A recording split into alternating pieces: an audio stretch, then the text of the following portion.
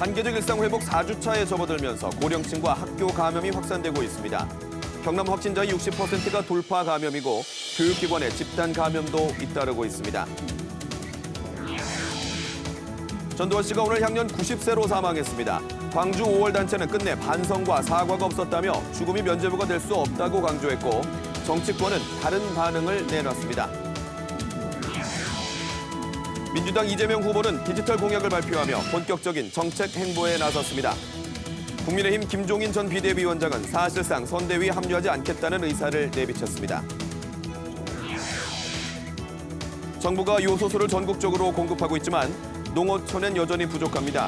일부 농어촌 버스들이 요소수가 공급되지 않으면 2주 안에 운행을 멈춰야 하는 상황을 취재했습니다.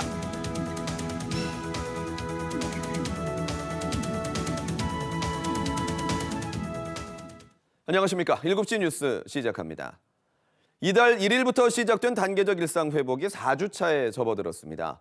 경남에서는 고령층 돌파 감염과 교육시설의 집단 감염이 계속되고 있는데요. 오늘 경남의 신규 확진자는 90명. 지난 2일 105명을 기록한 뒤 3주 만에 가장 많습니다. 손원욱 기자의 보도입니다. 문 닫힌 함안의 한 경로당입니다. 최근 이곳에서의 연쇄 감염으로 누적 22명이 확진됐습니다. 22명 가운데 백신 미접종자 1명을 제외한 21명이 모두 돌파 감염입니다.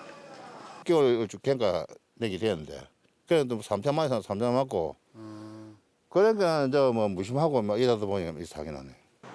지역 곳곳에서 새로운 집단 감염이 잇따르고 있습니다.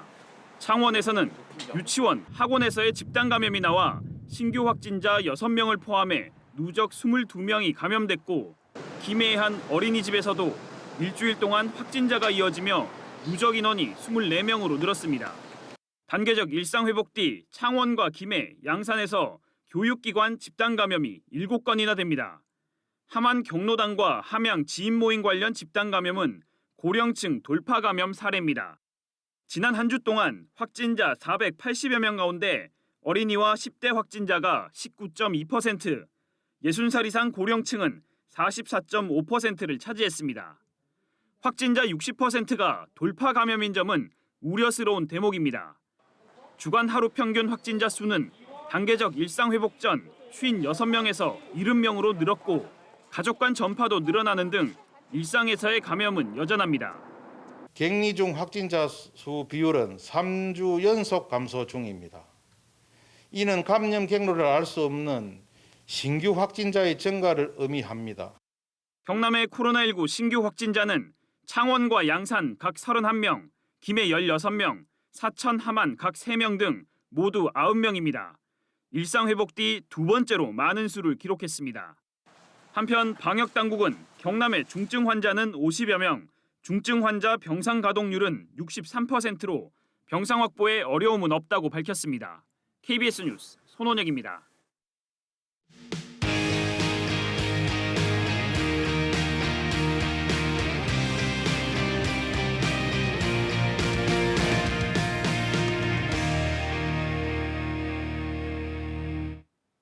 단계적 일상 회복과 함께 경남적 제조업체들도 조금씩 활기를 띠고 있습니다.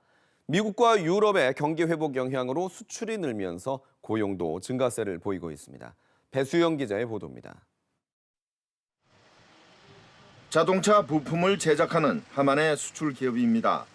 올 들어 지금까지 수출 규모는 1,500만 달러로 지난해 전체 700만 달러의 2배 수준을 기록했습니다. 미국과 유럽의 위드 코로나 여파로 수출이 늘어난 겁니다. 우리나라도 단계적 일상 회복에 들어가면서 해외 영업 등 경영 정상화에 기대감이 높아지고 있습니다. 향후에는 이제 해외를 더 많이 다닐 수 있음으로 인해서 바이어를 더 만난다든지 더 시장 활동을 더 할 수 있도록 영업을 하게 되면 아무래도 해외 일이 많이 늘어나겠다고 판단되고 대기업들도 일상 회복을 위한 채비에 나섰습니다.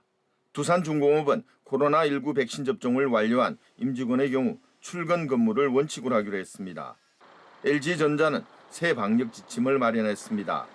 재택근무 비율을 기존 40%에서 30%로 줄이고 회의나 출장을 허용하는 등 근무 방식의 정상화를 추진합니다. 재택근무 인원 비중을 줄이고 집합교육과 회의 규모를 확대하고 국내 출장을 이번 달부터 허용하기로 하는 등 단계적인 일상 회복에 맞춰서 수출 기업들의 매출도 성장세를 보이고 있습니다. 창원 지역 수출 규모는 올 들어 지난 9월까지 129억 달러, 지난해 같은 기간 108억 달러보다 19.6% 늘어났습니다. 고용도 증가세입니다. 최근 9달 동안 창원 지역 제조업 고용 인원이 10만 9천여 명으로 지난해 같은 기간 10만 6천여 명보다 2.2% 많아졌습니다. 늘어나는 이런 산업 수요의 어떤 생산 능력을 이렇게 유지하는 것이 관건인 만큼 위드 코로나가 생산의 불확실성을 어느 정도 해소하는 데 많은 도움이 될 것으로 보입니다. 하지만 코로나19 신규 확진자 규모가 줄어들지 않아 발생 추이를 지켜보며 방역 기준을 점차 낮추겠다는 기업들도 있습니다. KBS 뉴스 배수영입니다.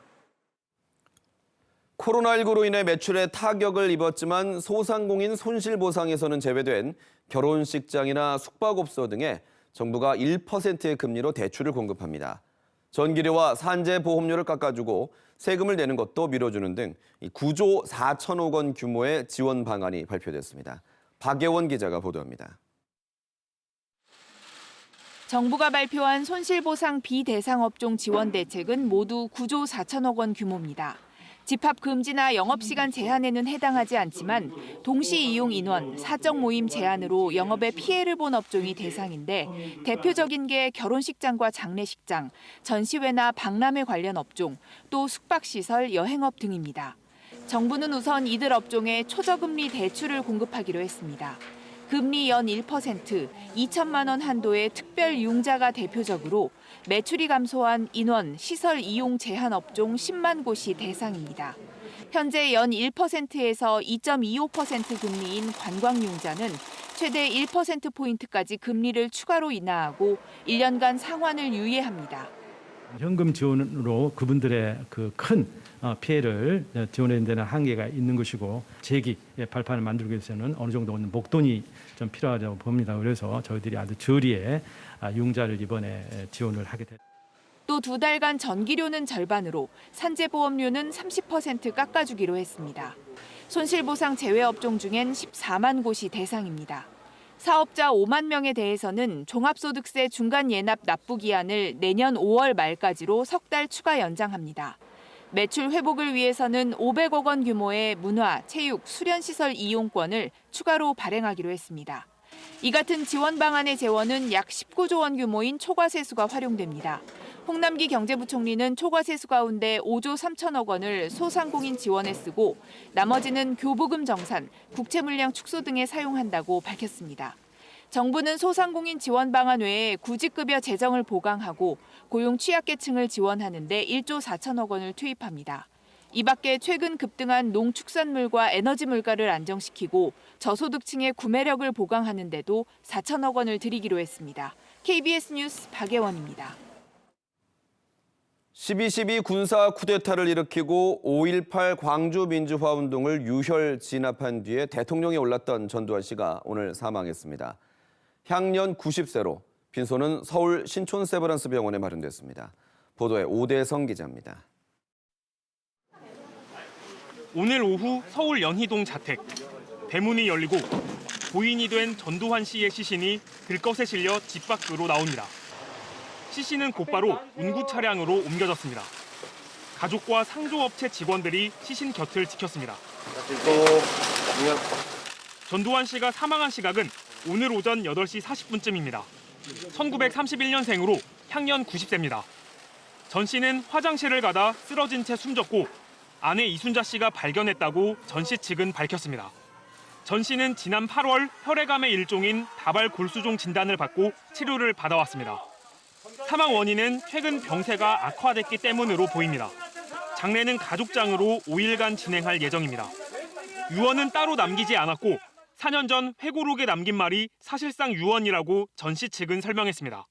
가족장으로 해서 화장해가지고 화장한 후에 그 유언은 북녘 땅에 내려다 보이는 전방 고지에 그냥 백벌로 남아있고 싶다 그러셨는데 빈소는 평소 다녔던 신촌 세브란스 병원 장례식장에 마련됐습니다. 입관은 모레 오전, 발인은 이번 주 토요일 오전입니다. 장지는 아직 정해지지 않았습니다. 전 씨가 사망한 올해는 1980년 광주 민주화 운동을 공수부대가 유혈 진압한 지 41년이 되는 해입니다. KBS 뉴스 오대성입니다. 전두환 씨의 사망에 대해 광주 5월 단체는 죽음이 면죄부가 될 수 없다고 강조했습니다. 광주 시민들은 전 씨가 끝내 반성과 사과 없이 떠났다며 국가 차원의 예우나 추모에 반대했습니다. 민소운 기자입니다. 전두환 씨의 사망에 대해 5월 단체는 역사의 죄인에게 법적 책임을 묻지 못하게 됐다며 강한 허탈감과 아쉬움을 드러냈습니다. 이어 전 씨의 죽음이 면죄부가 될 수는 없다며 5.18의 진실은 사라지지 않을 것이라고 강조했습니다. 우리는 5월 학살 주범들에게 반드시 책임을 묻고 만고의 대역죄인 전두환의 범죄 행위를 명명백백히 밝혀 역사 정의를 바로 세워나갈 것이다. 광주 시민들도 전 씨가 생을 마감하는 순간까지 자신의 잘못을 뉘우치지 않았다며 우리 사회가 독재자를 추모하는 일은 없어야 한다고 강조했습니다. 자기가 저질렀던 죄에 대해서 전혀 반성하지를 않았고 오히려 더 자기는 잘못한 것이 없다, 오히려 잘했다라는 이런 행동으로 왔었거든요, 그 사람이. 그것 역시 저는 잘못했다고 생각하더라고요. 이용섭 광주시장도 성명을 통해 전 씨가 역사와 국민에게 지은 죄는 죽어서도 벗어날 수 없다며 역사의 그 죄상을 영원히 기록해야 한다고 밝혔습니다. 전 씨의 사망으로 5.18 민주화운동 진압 과정에서 일어난 헬기 사격의 실체를 규명하는 일은 또다시 미완의 과제로 남게 됐습니다. 5.18 헬기 사격을 쟁점으로 다루고 있는 전 씨의 사자명예훼손 항소심 사건이 피고인 사망에 따라 공소기각 판결로 이어질 것으로 보이기 때문입니다.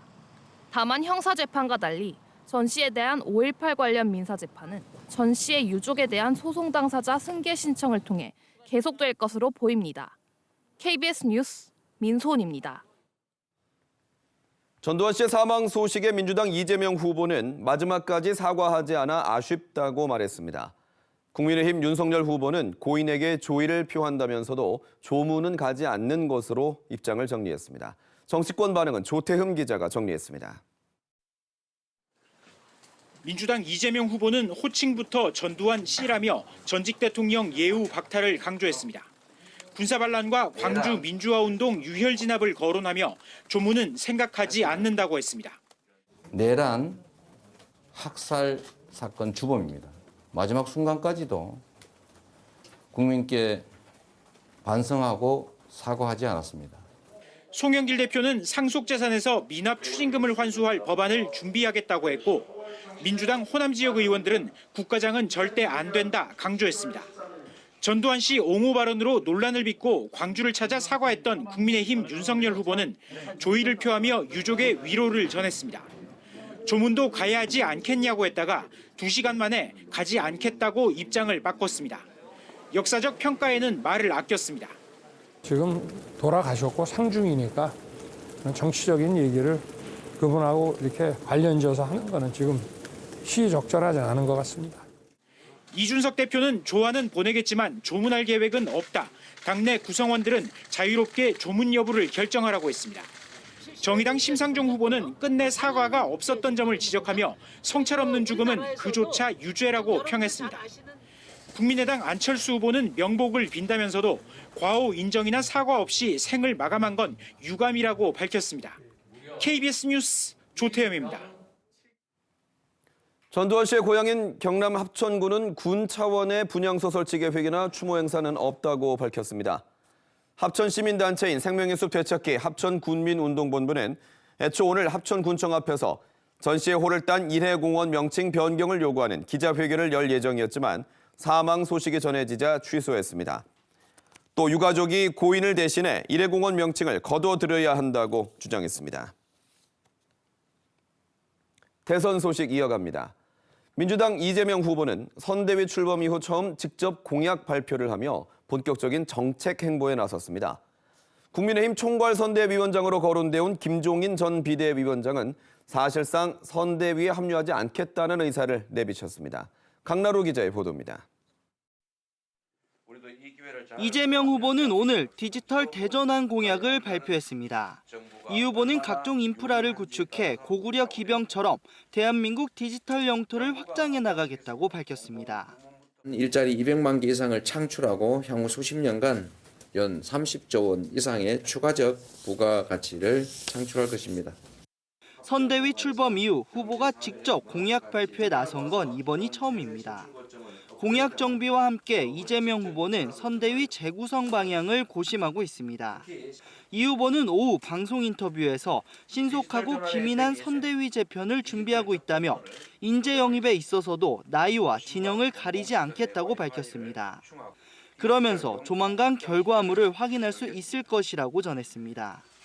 국민의힘에선 선대위 출범 준비가 여의치 않습니다.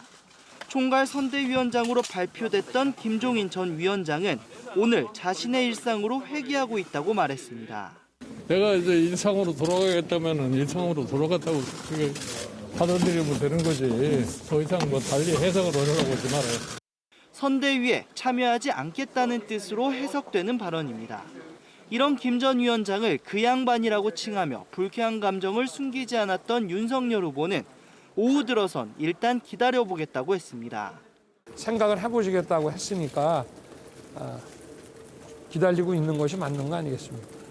후보 비서실장으로 거론됐지만 김 전 위원장이 반대하는 것으로 알려진 장제원 의원은 후보 곁을 떠나겠다고 밝혔습니다. KBS 뉴스 강나루입니다. 요소수 수급난을 해결하기 위해서 정부가 수입 물량을 확보해 전국으로 공급하고 있는데요. 농어촌은 여전히 요소수가 부족합니다. 일부 농어촌 버스는 2주 안에 요소수가 공급되지 않으면 운행을 멈춰야 하는 상황에 놓였습니다. 김효경 기자가 취재했습니다. 농어촌 버스 정류장. 버스를 타려는 사람들이 줄지어 늘어섭니다. 시장이나 병원을 오가는 어르신들의 유일한 교통수단입니다. 다음날 오고 뭐 또 병원에 가려고 하면 오고 뭐 약 타러 오려고 하면 오고 이 동네는 뭐 견실이 없지. 노인들 뿐이라 그렇게 딱 버스 타고 다닌다고. 거창 지역 농어촌 버스는 모두 39대. 모두 요소수 필수 차량입니다. 버스 회사의 남은 요소수는 약 3,000리터. 고작 2주 분량 정도입니다. 업체에서는 전화도 잘 안 받으실 뿐더러 그리고 갖다 주는 게 보통 우리가 월 한 4천 정도 우리가 납품을 받았었는데 현재는 뭐 1,000도 사실 받기 힘든. 남해 지역 사정도 비슷합니다. 농어촌 버스 23대 가운데 요소수가 필요한 버스가 절반가량 되지만 요소수 저장통은 절반밖에 채워지지 않았습니다. 경남 군 지역 10곳의 농어촌 버스는 모두 229대. 이 가운데 90%가 요소수가 있어야 합니다. 버스 업체가 가지고 있는 요소수는 7만 7천여 리터. 12일 정도 운행이 가능한 양입니다. 행정안전부는 이달 초 농어촌 버스 한 대당 요소수 약 10리터를 긴급 공급하기도 했습니다. 장기적으로는 노선버스 운행 조정, 택시 부재 해제 등 교통 분야 비상 대책도 함께 마련할 예정입니다. 정부의 수입 물량 확보로 요소수 수급난의 숨통이 트였지만 농촌 지역엔 여전히 요소수가 부족해 자칫 마을버스마저 멈춰서는 게 아닌지 주민들의 근심이 깊어가고 있습니다. KBS 뉴스 김효경입니다.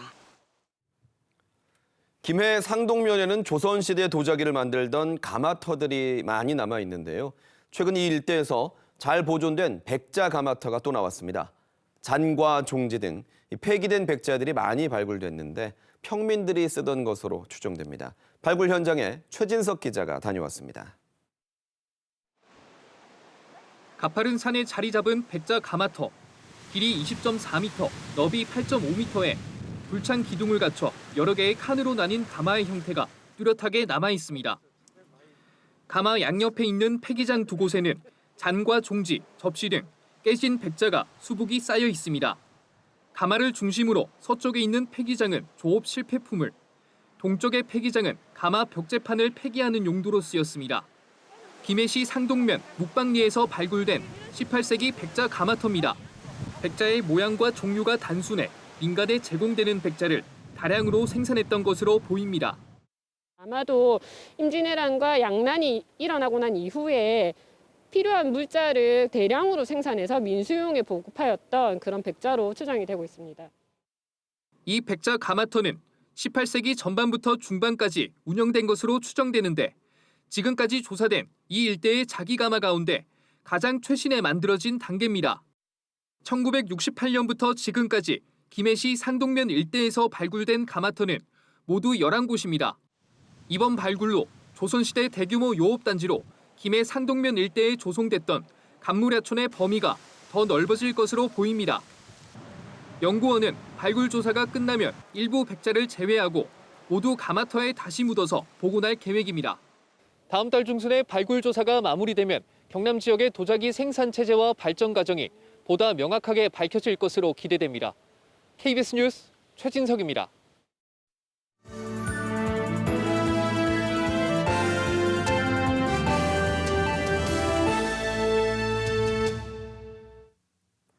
이어서 진주에서 전해드립니다. 창원지법 진주지원은 선거구민에게 요트 임차비를 기부해 재판에 넘겨진 서은혜 진주시의원에게 의원직 상실형에 해당하는 벌금 150만 원을 선고했습니다. 1심 재판부는 회원권으로 할인 혜택을 받게 한 것도 기부에 해당한다며 동종 범죄 전력 등을 고려해 100만 원 이상을 선고한다고 밝혔습니다. 서 의원은 항소할 계획이라고 말했습니다. 국토교통부가 2030년 완료를 목표로 추진하는 백두대간권 발전 종합계획에 거창군의 6개 사업이 뽑혀 사업비 640억 원이 반영됐습니다. 이번 종합계획에는 거창군의 산양삼 클러스터 조성 사업과 임진왜란 때 왜군의 전라도 침공을 의병들이 막아낸 우척현 전투를 활용한 문화관광 유적지 조성 사업이 핵심 사업으로 선정됐습니다. 한국토지주택공사 LH가 오늘 진주시 옥봉동 에너지 취약계층 300여 가구에 연탄 5만 5천 장과 난방유 10,000리터, 이불 등 생필품을 전달했습니다. 또 차량 진입이 어려워 연탄 배달이 힘든 지역을 중심으로 취약계층 가정에 연탄 등을 배달했습니다. 한편 LH는 2015년부터 지금까지 4천여 가구에 연탄 66만 장을 기부했습니다. 진주시가 만경동 옛 진주역 터에 항공우주산업과학문화를 체험할 항공우주 공립전문과학관 건설을 추진합니다. 과학관 건립에는 국비와 도비 180억 원을 포함해 모두 300억 원이 투입되고 지하 1층, 지상 2층 규모로 2025년 개관이 목표입니다. 지금까지 진주에서 전해드렸습니다.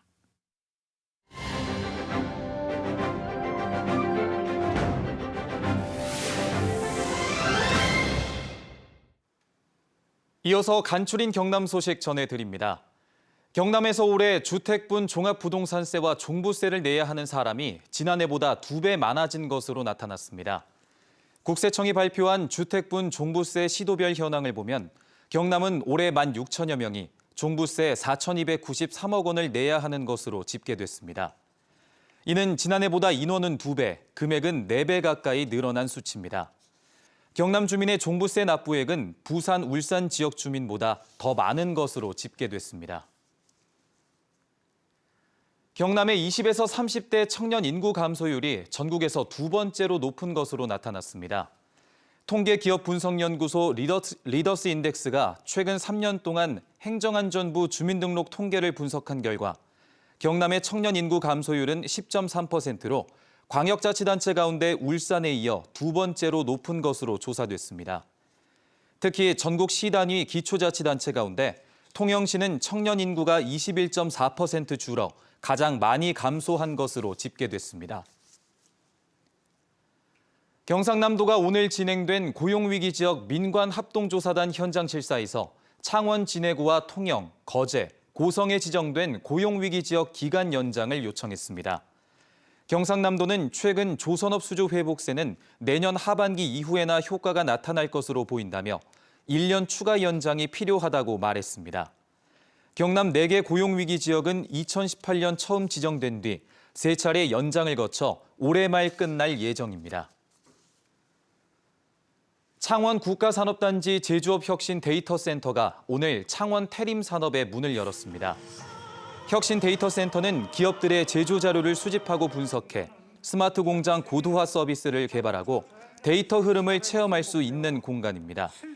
또 스마트 공장에 참여하려는 기업에 대한 컨설팅 서비스와 교육 실습 서비스도 제공합니다. 2022학년도 경남형 공유대학 학생 모집 경쟁률이 1.41대 1을 기록했습니다. 경상남도는 경남과 울산 지역 대학이 참여하는 내년 공유대학 모집 정원 500명에 700여 명이 지원했다고 밝혔습니다. 특히 새로 추가된 미래이동수단 전공이 2대 1로 가장 높은 경쟁률을 기록했습니다.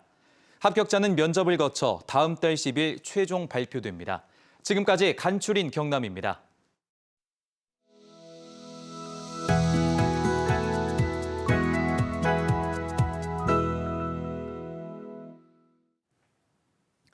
전통 문화예술부터 기능, 요리, 농업 등 다양한 분야에서 묵묵히 경남의 가치를 이어가는 사람들을 찾아가는 주간 특별기획 경남인 이번 주부터 시작합니다. 오늘은 첫 순서로 보소, 날 좀 보소로 시작하며 적극적이고 진취적인 아리랑으로 손꼽히는 민족의 노래 밀양아리랑을 조명하고 이 밀양아리랑을 부르는 소리꾼 정수학 씨를 소개하겠습니다. 동해 바다에 두둥실 덤대는 광부꾼 싣고서 떠나는데요. 일제강점기 먼 타지에서 조국 독립을 위해 싸우던 한국 광복군. 이들이 행진 때마다 불렀던 군가 광복군 아리랑입니다. 낯익은 이 곡조의 원형, 경상도 지방에서 불리던 밀양아리랑인데요. 사람들이 다 모여든다. 한국의 소중한 문화자산인 밀양아리랑을 후세대에게 알리고 있는 소리꾼을 만나봅니다.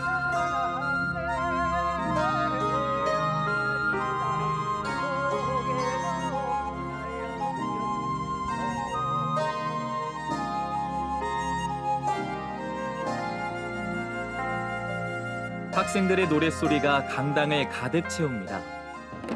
가야금의 선율과 흥겨운 장구장단까지 더해졌는데요. 밀양시가 지난달부터 초등학교 7곳을 대상으로 진행하는 수업, 경남을 대표하는 민요 밀양아리랑을 배우는 시간입니다. 그 수업을 하면서 장단도 알려주고 또 우리 노래도 밀양에 특화된 그 밀양아리랑 노래가 있잖아요. 그 노래를 같이 배우면서 수업하는 형식입니다. 한의 정서가 지배적인 다른 아리랑과 달리 밀양아리랑은 풋풋한 가사와 경쾌하고 씩씩한 노랫가락이 특징인데요. 민요에 관심이 없던 어린 학생들도 금세 매료됩니다. 원래 밀양아리랑에 대해서 관심이 없었는데 이 수업을 하고 나니까 밀양아리랑에 관심이 생기면서 친구들이랑 같이 장구도 치면서 일과가 끝난 저녁, 중장년층에서부터 80대 어르신들이 모두 한자리에 모였습니다. 밀양아리랑 소리꾼을 양성하는 수업입니다. 아리랑 쓰리쓰리랑 아리가 났네. 그렇죠. 또 단순히 노래를 부르는 기술뿐 아니라 아리랑에 깃든 인류 보편의 희로애락, 우리 민족의 정서를 배워갑니다. 다양한 선생님들이 가지고 있는 기량을 충분히 받을 수 있어 좋았어요. 누구보다 열정적으로 수업에 참여하는 사람이 있는데요. 12년째 밀양에서 소리꾼으로 활동 중인 정수학 씨입니다. 어린 시절 밀양아리랑 경창대회 수상을 계기로 관련 축제가 열릴 때마다 행사 진행을 도맡았는데요. 전국으로 가며 소리꾼으로 본격적인 활동을 시작한 건 지난 2012년. 아리랑이 유네스코 인류문화유산에 등재된 뒤부터였습니다. 이전까지만 해도 밀양에는 밀양아리랑과 관련한 변변한 전수관도 보존회도 없었는데요. 소리꾼의 규모나 역할도 한정적일 수밖에 없었습니다. 8, 9년 전부터 밀양아리랑은 좋은 아리랑이면서도 부를 수 있는 어떤 소리꾼이 좀 부족하다 해서 최선을 노력을 좀 해보자 해서 한 7, 8년 동안 열심히 해왔는데 내년 2022년은 아리랑이 유네스코 세계 무형문화유산으로 등재된 지 10년이 되는 해입니다. 밀양시는 한국을 넘어 밀양아리랑을 전 세계적인 브랜드로 만들기 위한 다양한 사업을 추진합니다. 1차 자료집 발간에 이어 2차로 밀양아리랑의 국내외 전승 현황을 연구하고 디지털 아카이브도 구축합니다. 3대 아리랑 가운데 하나인 정선 아리랑의 경우 지난 1971년 강원도 무형문화재로 지정돼 체계적인 전승 시스템을 갖췄는데요. 반면 밀양아리랑은 아직 경상남도 무형문화재 지정조차 되지 못했습니다. 아직은 계보를 입증할 근거 자료들을 충분히 확보하지 못했기 때문입니다. 우리 그 3대 아리랑이라고 하는 진도군과 청성군과 함께 그때는 우리 그 전국의 모든 아리랑을 우리 밀양시에서 다 볼 수 있도록 할 계획이고 아리랑이 그 세계화가 될 수 있도록. 정수학 씨는 밀양아리랑을 전 세계에 알리는 전수자가 되는 것이 목표입니다. 밀양 사람들에게 밀양아리랑은 밧데리라고 볼 수 있겠죠. 사람이 어떤 거는 담전이라 그럴까? 담전에 힘이 없는 사람은 힘이 없잖아요. 건강하지 못하잖아요. 그래서 이제 정신 건강에 저는 어떤 원초적인 어떤 밧데리라고 저는 생각을 하고 있습니다. 격동의 역사 속 한국을 대표하는 문화 상징이 된 아리랑. 유네스코 등재 10년을 앞두고 숨겨진 가치를 재조명하고 세계적인 문화자산으로 키우기 위한 노력들이 이어지고 있습니다.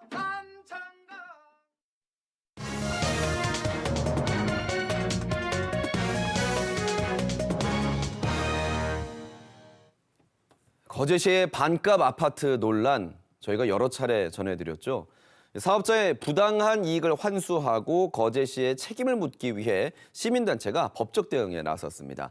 거제 반값 아파트 환수 시민연대 박순옥 공동대표에게 직접 들어보겠습니다. 어서 오십시오. 네, 안녕하세요. 네, 먼저 이 사업을 허가할 때부터 보니까 시민단체가 문제 제기를 했던 부분이 있던데 네. 검찰 고발 대상과 내용을 먼저 설명해 주십시오. 네, 수익률 10% 이상이 발생을 하면 거제시에 기부 체납을 하겠다는 약속을 했습니다. 네. 그럼에도 온갖 편법으로 사업비를 지금 부풀리고 관리 감독을 해야 할 거제시는 인 허가 과정에서부터 준공, 정산까지 공범으로 봤습니다. 네. 피고발인으로 현 거제시장 병강용 시장과 예. 2018년 당시 전 부시장, 현 도시계획과장 그리고 평산산업의 대표자인 구모 씨를 배임, 위계에 의한 공무집행 방해, 직무유기 등의 혐의로 고발을 했습니다.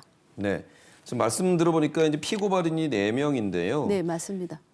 사실 이 반값 아파트는 권민호 전 거제시장이 공약 사업으로 추진을 했던 거거든요. 네, 맞습니다. 권 전 시장은 피고발인에 빠졌나요? 빠진 게 아니고 예. 추가로 고소하려고 지금 자료를 수집하고 있습니다. 네. 곧 들어갈 겁니다. 아, 곧 들어간다는 네, 말씀이군요. 곧 들어갑니다. 네. 일단은 사업 허가 과정에서 특혜와 의혹이 많았다 이렇게 그쵸. 보고 계시는 건데 구체적인 고발 요지를 말씀해 주십시오. 구체적인 고발 요지는요. 이게 전국적으로 많이 시끄러웠습니다. 시작할 때부터요. 예, 시작할 때부터 시끄러웠고 전국 최초였습니다. 농림 지역이 대부분인 그 지역의 그 토지에 아파트를 짓도록 한다면 전국의 농림지를 가지고 있는 소유주분들이 얼마나 많습니까? 그분들이 너도 나도 할 것 없이 다 기부 체납을 하고 나 아파트 허가 내줘 하지 않겠습니까? 네. 그러면 우리나라의 농림지가 어떻게 되겠습니까? 절대 농지도 없어질 것이고 네. 예, 엉망이 되겠죠. 그리고 사업이 경상남도 도시계획심의에서 부결이 되었습니다. 사업자가 의견서를 다시 거제시에 제출을 했는데요. 제목이 의견서일 뿐이었고요. 내용은 동의서, 확약서였습니다. 그런데 거제시는 2018년 협약서를 체결하면서 느닷없이 이익금 정산 기준을 세후 법인세, 지방소득세까지를 포함합니다. 변경을 해줍니다. 네. 사업자가 무려 80억 원 이상을 더 가져갈 수 있는 그런 구조를 만들어준 것이고요. 세 번째는 사업자가 특수관계법인에 일부 토목공사를 맡기면서 지급한 공사비가 부풀려졌는데요. 사토를 해상으로 반출하면서 200여억 원의 공사비가 지출되었다고 주장을 했습니다. 네. 그러다가 세금 계산서가 공개가 되자 사업자는 그런 사실이 없다고 또 꼬리를 내립니다. 예. 대로 3-9호선 309 공사비가 사업자는 약 34억에서 35억 원이라고 했는데요. 정작 공사를 했던 업체는 일부 자재비를 빼고 8, 9억 원이었다고 밝혔습니다. 특수관계법인의 재무제표를 보면 매출액 대비 수익률이 42%가 넘습니다. 270억 매출액, 115억의 이익이 발생을 했는데요. 네 번째는 왜 거제시는 사업 초기에 확실한 정산 기준을 세워서 협약서를 체결하지 않았느냐는 것입니다. 왜 거제시는 협약서에서 정한 기준에 따라 합리적인 정산 절차를 이행하지 않았으면서 정산을 했다고 주장을 하는지. 그래서 저희 시민단체는 투명하게 다시 재조사를 하라. 알겠습니다. 주장을 하는 것입니다. 그래서 10% 이상의 초과액이 있다라고도 보시는 건데 다음 질문을 한번 드려보겠습니다. 지금 거제시도 자체 진상조사를 위해서 TF를 구성했고 경찰 수사도 의뢰가 돼 있는 상황인데 별도로 검찰 고발까지 가시게 된 이유는 뭐라고 하실까요? 경찰 조사를 한 거는요. 거제 시민을 속이기 위한 눈속임일 뿐입니다. 경찰이 그걸 조사하는 단체가 아니죠. 조사하는 기관이 아니지 않습니까? 그 부분은 검찰에서 제대로 회계부터 처음부터 밝혀야 될 부분이기 때문에 저희가 검찰에 고발을 하게 되었던 알겠습니다. 것입니다. 시의회도 지금 반값 아파트 특위를 구성했거든요. 시의회의 역할을 기대할 수는 없을까요? 전혀 기대를 할 수가 없네요. 저는 이분들께 정말로 큰 기대를 했습니다. 왜냐하면 20년 가까이 저와 함께 경실련 활동을 했던 어원이 지금 거제시 어원으로 있는데 그것도 특위에 두 분이 가 있습니다. 누구보다 이 사안에 대해서 잘 압니다.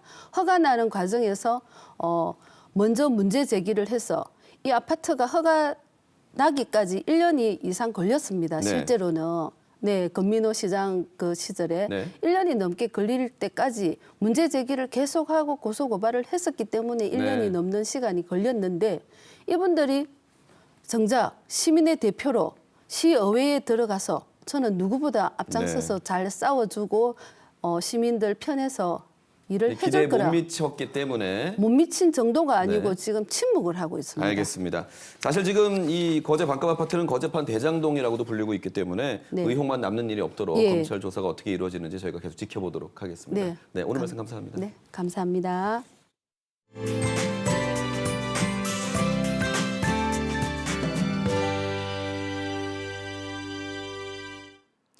마음의 준비를 할 겨를도 없이 갑자기 날이 많이 추워졌습니다. 오늘 한낮에도 창원이 9도선에 그치는 등 아침과 낮할 것 없이 종일 추위가 기승을 부렸는데요. 다행히 하루 만에 계절은 제자리를 되찾습니다. 내일 창원의 아침 기온 4도로 출발해서 낮 기온 14도까지 오르는 등 이맘때 수준을 회복하겠습니다. 내일도 서부 내륙으로는 새벽까지 비나 눈이 조금 내립니다. 강수량은 5mm 미만으로 아주 적고요. 예상 적설도 1cm 안팎으로 많지는 않겠습니다. 내일 아침 기온 오늘보다 1도에서 3도가량 높게 출발합니다. 함안 0도, 김해가 4도로 예상되고요. 낮 기온은 14도 안팎으로 오늘보다 4, 5도가량 높겠습니다. 경남 서부 지역은 거창과 진주의 아침 기온 2도 등 모두 영상권으로 출발하고요. 낮 기온은 진주가 14도까지 오르겠습니다. 바다의 물결은 먼 바다에서 최고 3.5m까지 높게 일고요. 해상의 하늘에는 대체로 구름이 많겠습니다. 당분간은 대체로 맑은 날씨가 이어지는 가운데 이맘때 초겨울 날씨가 이어지겠습니다. 기상정보였습니다. 7시 뉴스 마칩니다. 오늘도 뉴스7 경남입니다.